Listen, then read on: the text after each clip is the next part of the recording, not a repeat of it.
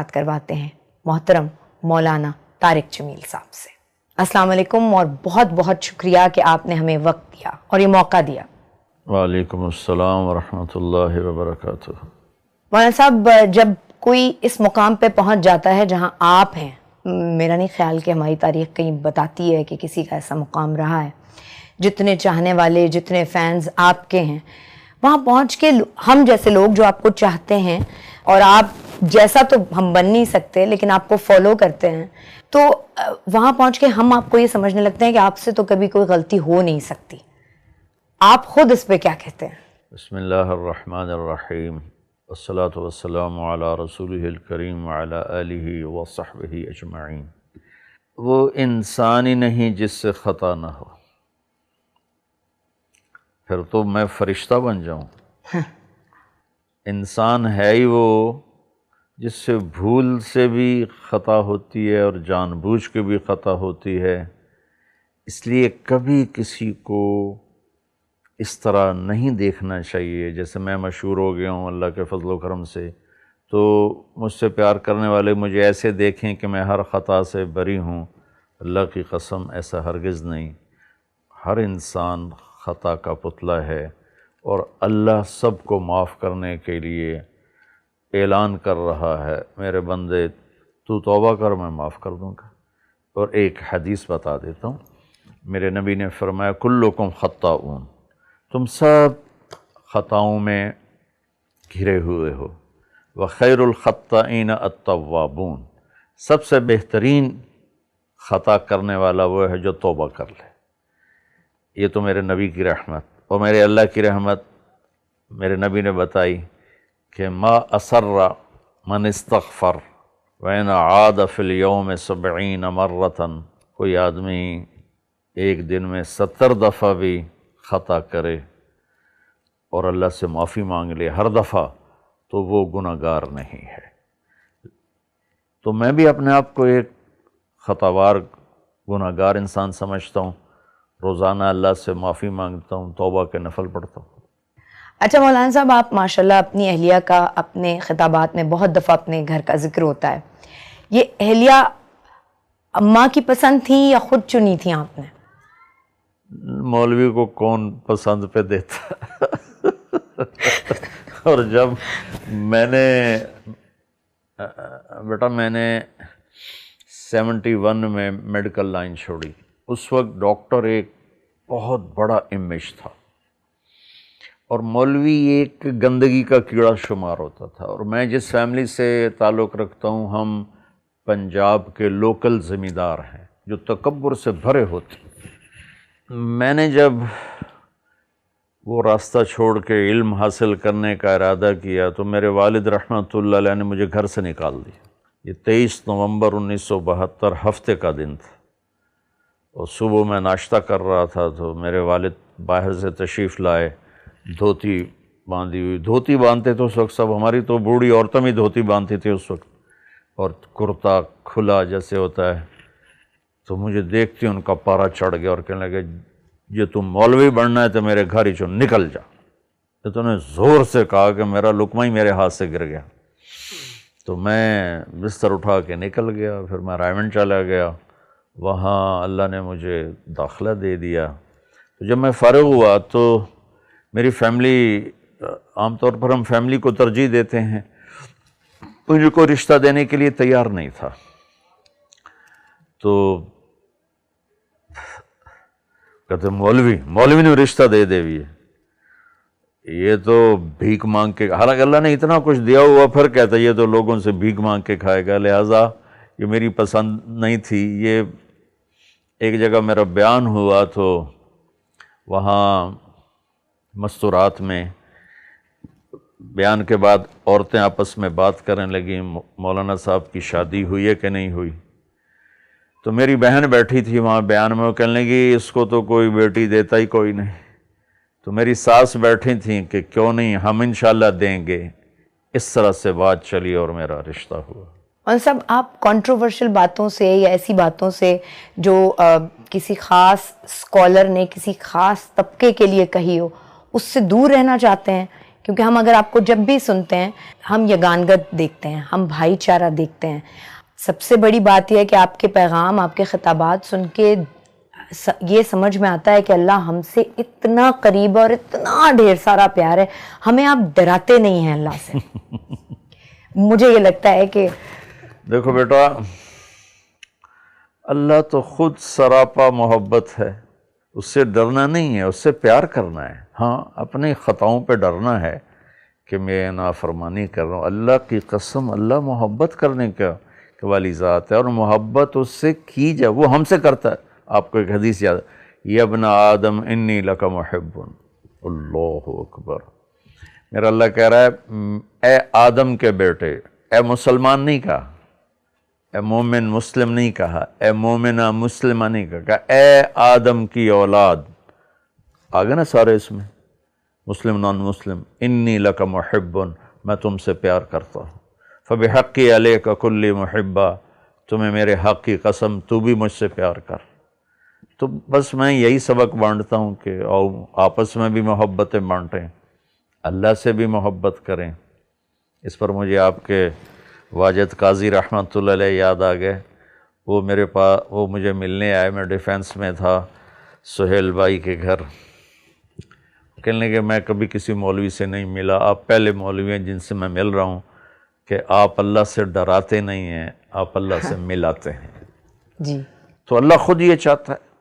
اچھا مولانا صاحب, آپ جس سفر پہ ہیں یا کسی بھی آدمی کی زندگی میں کوئی ایک بہت خاص ڈیڈیکیشن ہو تو اس کی باقی دوسری چیزیں بڑی سفر کرنے لگتی ہیں.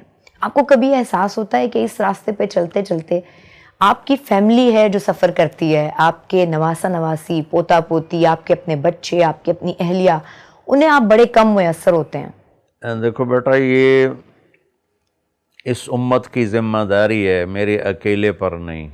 اللہ نے کہا کنتم خیر امت اخرجت للناس, تم سب سے بہترین امت ہو کہ تم لوگوں کے لیے نکالے گئے ہو.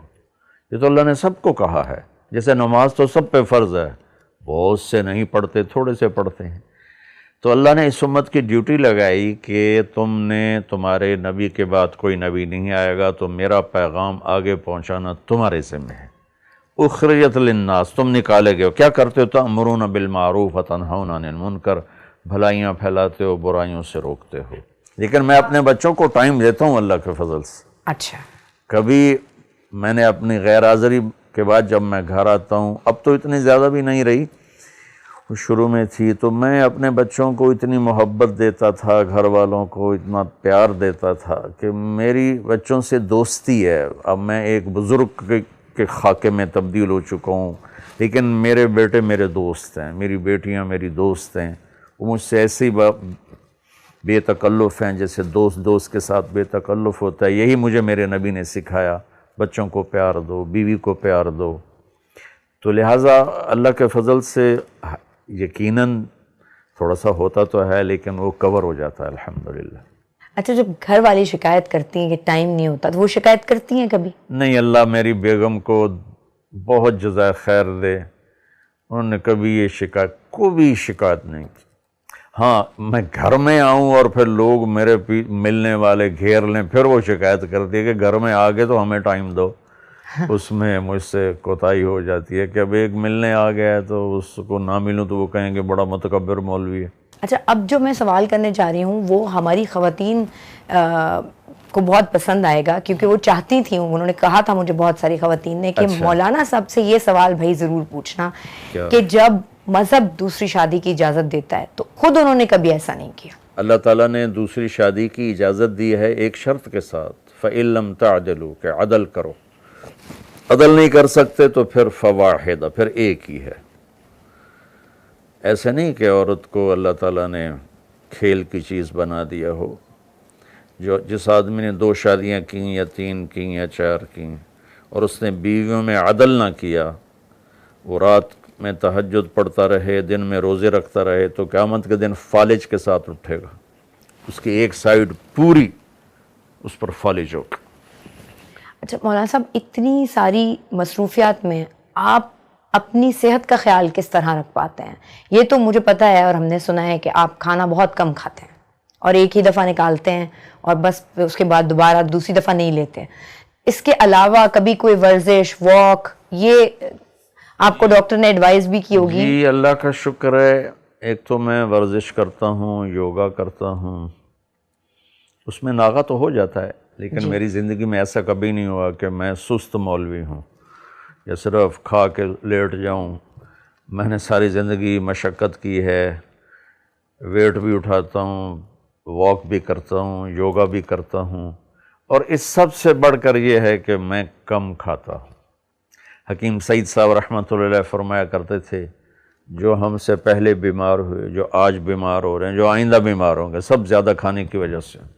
بیماریاں تو زندگی کی ساتھی ہیں، 2 سٹنٹ پڑ گئے، لیکن میں نے بہت سے لوگوں کو دیکھتا ہوں جو کھا تباہی پھیر دیتے ہیں، ان کو کچھ بھی نہیں.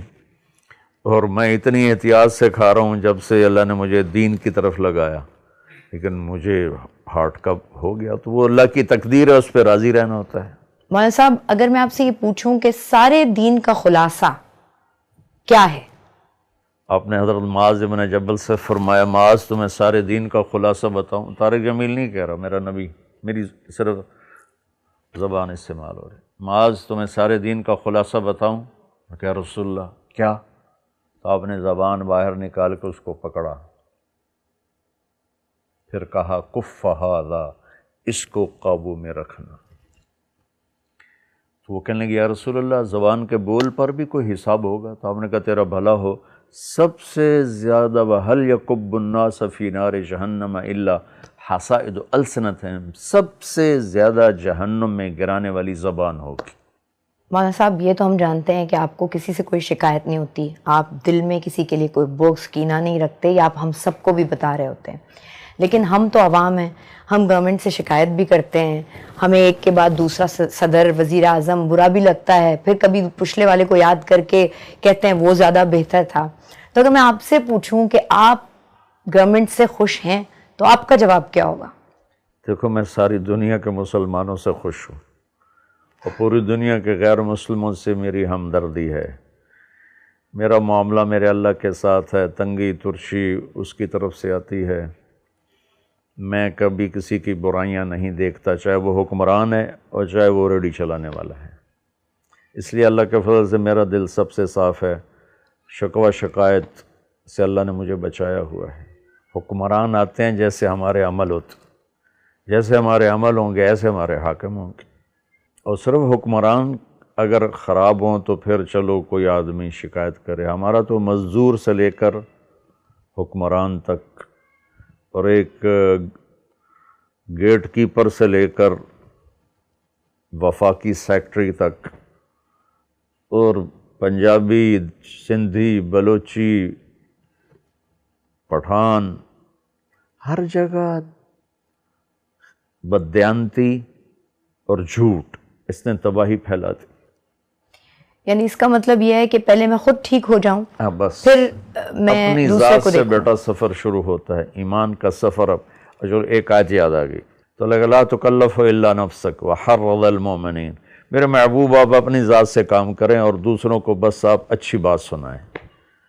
تو جب اللہ نبی آئے ہی تربیت کے لیے، یہ ان کے راستے سے ہمیں پیغام دیا جا رہا ہے کہ بس اپنے من میں ڈوب کر پا جا سراغ زندگی. یہ ہے.